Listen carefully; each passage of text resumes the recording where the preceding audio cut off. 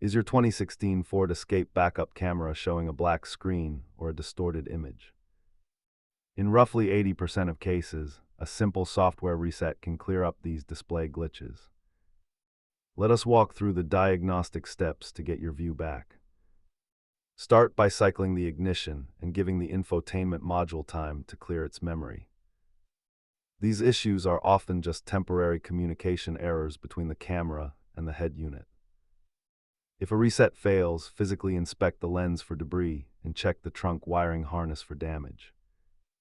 Try a master reset through the settings menu before assuming the hardware itself has failed.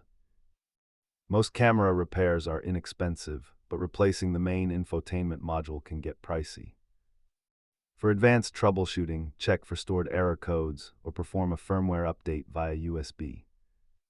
Keep a basic scan tool and a multimeter on hand if you plan on doing your own electrical work.